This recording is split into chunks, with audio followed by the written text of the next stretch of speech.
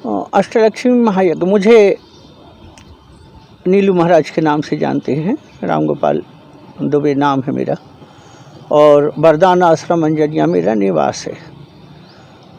अभी ये जो आयोजन हुआ है इसमें श्री अष्टलक्ष्मी महायज्ञ एवं श्रीमद् भागवत कथा का मूल आयोजन है। और कुछ दिन पहले मैं शिवपुराण कर रहा था इसी प्रज्ञानगर में। भगवान का अभिषेक करते करते नेत्र बंद हुए और एक विशाल यज्ञ का दृश्य दिखाया गया। तो मन में आए कि करना कहाँ है, कोई स्थान हो। इस स्थान से निकला तो आवाज़ आई कि नहीं, यहाँ एक आयोजन का इस भूमि के द्वारा प्रकृति से मांगा जा रहा है कि इस भूमि पर एक विशाल यज्ञ हो। और यज्ञ के आयोजन की अंतः प्रेरणा हुई, भगवत प्रेरणा से प्रेरित होकर के दास के द्वारा ये आयोजन किया जा रहा है जन सहयोग से। धीरे धीरे आयोजन प्रारंभ करो, कारवां जुड़ता चला जाता है, पवित्र आत्माएं आकर के जुड़ती हैं और आयोजन हो जाते हैं। तो श्री अष्टलक्ष्मी महायज्ञ है। अष्टलक्ष्मी 8 प्रकार की लक्ष्मी, और ये 8 प्रकार की लक्ष्मी के अंतर्गत हमारा जीवन चक्र है। आदि लक्ष्मी, आदिकाल से जो शरीर हमें माता पिता से मिला, ये शरीर विरासत में मिलता है। शरीर मिलकर के फिर हम आगे प्रगति करते हैं। तो पहला है आदि लक्ष्मी, जो हमें माता पिता से शरीर मिला, ये आदि लक्ष्मी है। इसके बाद विद्या लक्ष्मी है। विद्या यानी ज्ञान की देवी, विवेक की देवी। तो जन्म लेने के बाद ज्ञान की आवश्यकता है, तो विद्या लक्ष्मी है दूसरी। फिर हमें अपने सौभाग्य के लिए नौकरी, व्यवसाय, जहाँ जिसका संस्कार हो, सौभाग्य मिले हमें, ये सौभाग्य लक्ष्मी है तीसरी लक्ष्मी। जब परिवार बस गया, विवाह हो गया, तो इसके लिए हमें भोजन की आवश्यकता होती है, अन्न की। चौथी लक्ष्मी अन्नपूर्णा है, अमृत लक्ष्मी। 5वीं लक्ष्मी है हमारी मनोकामनाएं जो होती हैं, हमारा संतान लक्ष्मी। संतान लक्ष्मी, परिवार हो गया तो संतान हो जाए, संतति हमारा परिवार बढ़ाने के लिए। तो इसके बाद होता काम लक्ष्मी। जब परिवार हो गया, गृहस्थ हो गया, खाने पीने की व्यवस्थाएं हो गई, तो जीवन की कुछ कामनाएं होती है कि हम कुछ ऐसा करें जिससे हमें जाना जाए, हमारी संतति इतनी उपलब्धियां प्राप्त करे कि उन संतान के नाम से हमें जाना जाए। भगवान कृष्ण के नाम से यशोदा को और नंद बाबा को जाना जाता है, देवकी वसुदेव को जाना जाता है। तो हमारी संतान कुछ ऐसा काम करे जीवन में कि हमारा यशोगान हो। काम लक्ष्मी है, संतान लक्ष्मी है। फिर भोग लक्ष्मी है। भोग लक्ष्मी से तात्पर्य है हमें बिस्तर मिला है मगर नींद नहीं है तो फीका है। भोजन तो मिला है मगर भूख नहीं है तो फीका है। हमें जीवन में जो उपलब्धियां हों उनका हम भोग सकें। तो काम लक्ष्मी के बाद भोग लक्ष्मी है, और फिर अंत में है योग लक्ष्मी। हम परमात्मा से चले हैं, चल कर कर के हम आत्मा बने हैं। आत्मा के द्वारा हमने शरीर धारण किया है।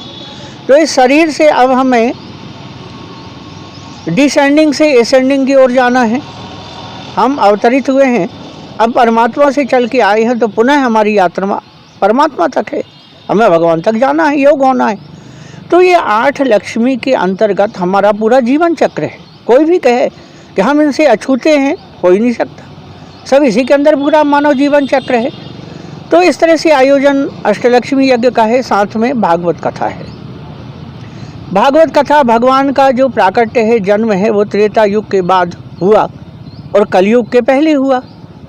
तो द्वापर युग के अंत में और कलयुग के पहले, अर्थात कलयुग के प्राणियों को क्या करना चाहिए, ये भगवान कृष्ण ने बताया हमें।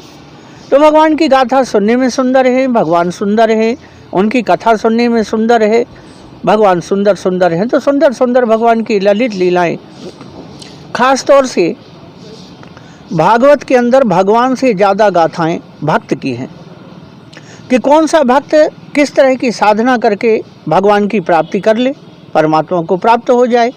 ये सभी गाथाएं भागवत के अंदर हैं। तो भागवत का भी आयोजन है। इस 17 दिसंबर से 25 दिसंबर तक के आयोजन के पूर्व जगत गुरु शंकराचार्य पश्चिम आमनाय अनंत श्री संपन्न श्रीमद परमहंस परिव्राजकाचार्य द्वारका पीठ के जगत गुरु शंकराचार्य जी स्वामी सदानंद जी सरस्वती महाराज जी ये कल 15 तारीख को मंडला में पधार रहे हैं और यहाँ आकर के वो धर्म चर्चा करेंगे। और मुझे बहुत अच्छे ऋषि मुनियों से, जो ऋषि मुनि यहाँ पर साधु संत 108 की संख्या में आ रहे हैं, इन्होंने बताया कि बड़े बड़े ग्रंथों को अध्ययन करके हमें ये लगा कि जो मंडन मिश्र और आदि शंकराचार्य का जो शास्त्रार्थ हुआ है वो शास्त्रार्थ इसी माहेश्वरी नगरी में हुआ है, ये सारे शास्त्र कहते हैं। यहाँ के पास में जो है, यहाँ से भगवान आदि शंकराचार्य रुद्राष्टकम और जो भगवान की महिमा उन्होंने लिखी है, नर्मदाष्टक जो लिखा है, उसका लेखन यहीं से किया गया है और ये बिल्कुल मंडा क्षेत्र के अंदर, इस जिले के अंदर है। तो ये आदि प्रसूत भूमि है जहाँ ज्ञान की चर्चा आदि शंकराचार्य और मंडन मिश्र के बीच में हुई है। तो पुनः शंकराचार्य जी का यहाँ आगमन ये उस काल को दर्शाता है कि जैसे हम कोई मंडन मिश्र तो नहीं हैं, मगर ये लगता है कि ऐसी ज्ञान की चर्चाएं यहाँ के बुद्धिजीवियों सत्पुरुषों के बीच में हो और हम अपने लक्ष्य की ओर उन्मुख हों। इसलिए 15 तारीख को ठीक 2:30 बजे से जगत गुरु शंकराचार्य जी के द्वारा यहाँ धर्म सभा आयोजित की गई है। तो वो यज्ञ की महिमा के ऊपर, गौ सेवा के ऊपर, विश्व शांति के ऊपर, और यहाँ से जो हमारा आज मुझे यज्ञ में संकल्प में लेना था, मगर चूँकि मीडिया है इसलिए कह देता हूँ, हमने एक संकल्प किया है गीता को राष्ट्रीय ग्रंथ घोषित किया जाए, गौ को राष्ट्रमाता या राष्ट्रीय पशु घोषित किया जाए और भारत को वैदिक सत्य सनातन धर्म के अंदर हिंदू राष्ट्र घोषित किया जाए। ये हिंदू राष्ट्र तो है ही, यहाँ का प्रत्येक व्यक्ति जो जन्म लेता है वो सनातनी है, किंतु इसकी विधिवत रूप से शासन की ओर से, राष्ट्र की ओर से, विधान की ओर से इसकी विधिवत घोषणा हो, ऐसा मन में एक विचार है। इसलिए हिंदू राष्ट्र की घोषणा को लेकर के, विश्व शांति को लेकर के और ये सारे आयोजन किए जा रहे हैं, जिसमें 108 संतों का आगमन है, लगभग 250 ब्राह्मणों का ब्राह्मण भोजन है, 3000 महिलाओं का सुहागली का कार्यक्रम है। ये आयोजन सुहागली का 21 तारीख को है। 22 तारीख को विराट संत समागम है, जिसमें 108 संत महात्मा ऋषि मुनि सब पधारेंगे। और 23 तारीख को यहाँ पर गीता जयंती का उत्सव मनाया जाएगा। 24 तारीख को ब्राह्मण भोजन है। 25 तारीख को यहाँ पर इस यज्ञ का समापन है, पूर्णाहुति है। और चूँकि 26 तारीख को श्री विद्या जयंती है, तो सहधर्मिणी ये 18 दिन का यज्ञ का आयोजन करती हैं। और मैं जगत गुरु शंकराचार्य द्वैपीठाधीश्वर अनंत श्री संपन्न स्वामी जी, बड़े स्वामी जी महाराज, चूँकि गुरुओं का नाम नहीं लेना चाहिए, इसलिए ज्योतिष पीठ के त्रिपुर सुंदरी के ज्योतिश्वर के जो बड़े शंकराचार्य थे, मैं उनका शिष्य हूँ और श्री विद्या जयंती में मनाता हूँ, श्री विद्या का उपासक हूँ। तो श्री विद्या जयंती 26 तारीख को है। तो श्री यंत्र का अर्चन करने वाले, श्री विद्या जयंती मनाने वाले 26 तारीख को श्री विद्या जयंती मना करके इस कार्यक्रम को विराम दे दिया जाएगा। तो इस आयोजन में जो दास के द्वारा संचालित होता है, संपादित होता है, और इस यज्ञ में ये जनमानस के सहयोग से होता है। मांगने जाना चंदा कहलाता है। मेरा विचार है कि लोग दान के द्वारा इसे संपन्न कराएं, स्वेच्छा से अपना सहयोग प्रदान करके इस कार्यक्रम को अपनी सहमति, अपनी उपस्थिति, अपना आशीर्वाद, अपना सहयोग प्रदान करके इसे संपादित करें।